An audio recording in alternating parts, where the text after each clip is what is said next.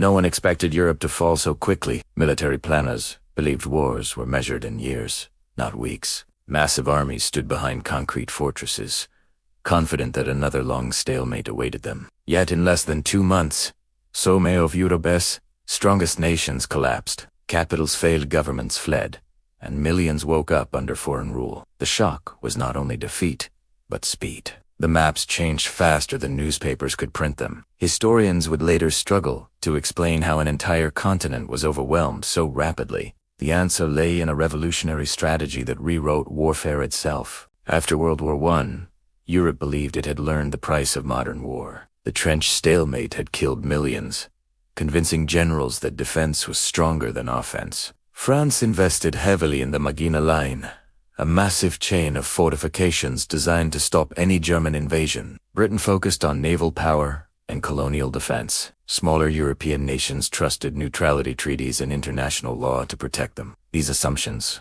created a dangerous sense of security. While Europe prepared for the last war, Germany prepared for the next one. Germany's defeat in World War I left the nation economically crippled and politically unstable. The Treaty of Versailles limited its army, banned tanks and aircraft, and imposed severe territorial losses. Yet these restrictions forced German military thinkers to innovate rather than rely on numbers. Officers studied mobility, communication, and coordination, searching for ways to avoid another trench deadlock. Military theorists like Heinz Guderian argued that tanks, aircraft, and infantry should act together as a single striking force. This idea would later define Germany's early successes. By the 1930s, Adolf Hitler's rise to power accelerated Germany's military revival. Rearmament began openly, violating Versailles, but meeting little resistance from other European powers. Germany invested heavily in tanks, motorized infantry, and aircraft, particularly the Luftwaffe. Radio communication became standard in armored units, ongoing real-time coordination on the battlefield. Training emphasized speed, initiative, and flexibility rather than rigid command structures. This new approach transformed Germany's army into one of the most mobile forces Europe had ever seen. The strategy that emerged became known as Blitz or Lightning War.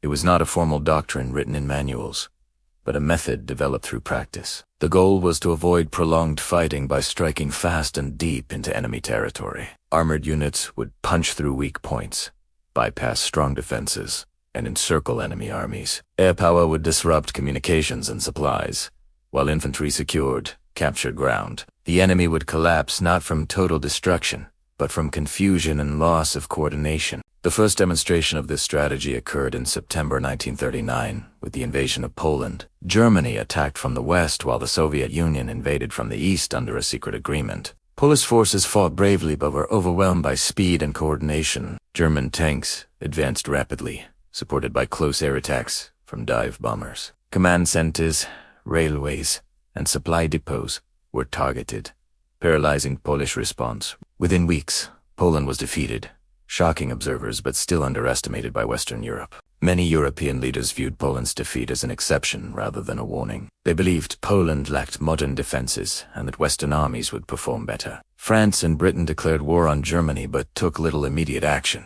entering a period known as the Phony War.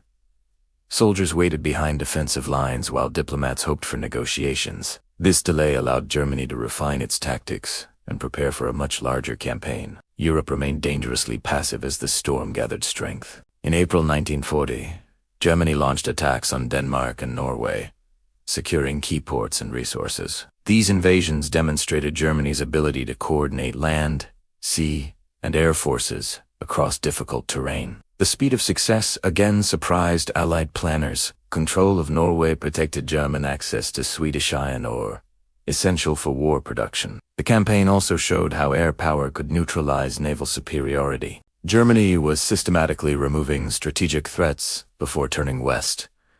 The main assault came in May 19, when German forces invaded the Netherlands, Belgium, and France. Allied commanders expected a repeat of World War I, with fighting centered in Belgium. Instead, Germany launched its main armored thrust through the Ardennes forest. This region was considered unsuitable for tanks and lightly defended. German divisions moved rapidly through narrow roads, crossing rivers before defenses could be organized. This unexpected maneuver shattered Allied planning. As German tanks reached the Meuse River, they established bridgeheads under heavy air support. Once across this, armored units surged forward, bypassing strongpoints and driving toward the English Channel. Allied armies advancing into Belgium were suddenly threatened with encirclement.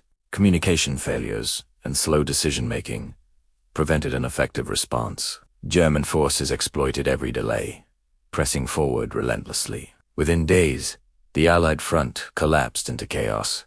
The encirclement of Allied forces led to the evacuation at Dunkirk, where over 300,000 soldiers were rescued by sea. While this evacuation saved manpower, it was also a strategic disaster. France was left exposed, and German forces turned south, toward Paris. The French army, though large and well-equipped, was unable to regroup. German units advanced faster than orders could be issued, overwhelming resistance through speed and surprise. Paris fell in June 1940, and France surrendered shortly afterward. The defeat shocked the world. France had been considered Europe's strongest military power, protected by fortifications and alliances. Yet it collapsed in just 6 weeks. Blitzkrieg had proven devastatingly effective against traditional defensive strategies. Germany now controlled most of Western Europe, from the Atlantic coast to the borders of the Soviet Union. Several factors explain this rapid conquest. German forces emphasized initiative at lower command levels, allowing officers to exploit opportunities without waiting for approval. Radio communication ensured coordination between units. Air superiority disrupted enemy movements and morale. In contrast, Allied command structures were rigid and slow. Decisions required multiple approvals, and communication systems lagged behind the pace of battle. The result was paralysis in the face of rapid change. Psychological impact played a crucial role in Germany's success. Sudden breakthroughs created panic among civilians and soldiers alike. Refugees clogged roads, interfering with troop movements. Rumors spread faster than facts, undermining morale. German propaganda amplified fear, portraying their forces as unstoppable. This psychological collapse often preceded military defeat, allowing Germany to achieve victories disproportionate to its actual numbers. Despite its success, Blitzkrieg had limitations. It depended heavily on momentum, supply lines, and favorable terrain. When resistance stiffened or logistics failed, the strategy slowed. These weaknesses became evident during the invasion of the Soviet Union in 1941. Initial advances were spectacular, with millions of Soviet troops encircled. However, vast distances, poor roads, and harsh weather stretched German resources beyond capacity. The Soviet Union absorbed losses and adapted its tactics. Industry was relocated east of the Ural Mountains, producing tanks and aircraft in enormous quantities. Soviet commanders learned to counter armored thrusts with layered defenses and counterattacks. As winter set in, German mobility declined sharply. The failure to capture Moscow and the disaster at Stalingrad marked the end of Germany's rapid conquest strategy. Meanwhile, the United States entered the war, bringing industrial power unmatched in history. American and British forces studied Germany's early campaigns closely. They adopted combined arms tactics while improving logistics and air coordination. The Normandy invasion in 1944 reflected these lessons, using deception, overwhelming supply, and sustained momentum. Unlike Germany, the Allies could replace losses and maintain long-term offensives. By the later years of the war, Germany was fighting defensively on all fronts. The speed that once defined its victories was gone. Fuel shortages, air superiority loss, and constant pressure reduced mobility. Blitzkrieg had changed warfare, but it could not compensate for strategic overreach and economic imbalance. The same tactics that conquered Europe could not secure lasting control.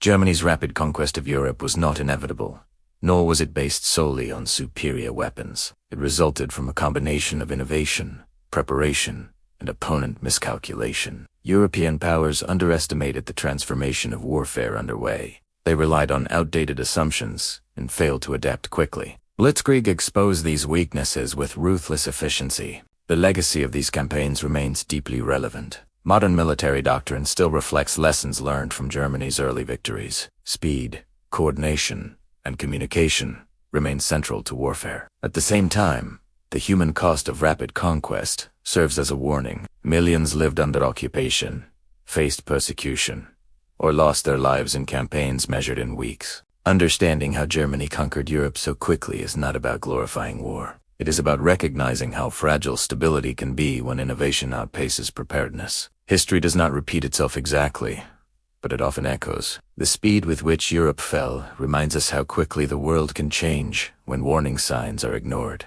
If you are listening to this story today, you are hearing more than strategy in battles. You are hearing the voices of a continent caught off guard, of nations that believed themselves secure until they were not. This channel exists to preserve those voices, not as distant history, but as living lessons. By subscribing to Voices from World War II, you help ensure these stories are remembered, studied, and never dismissed as impossible again.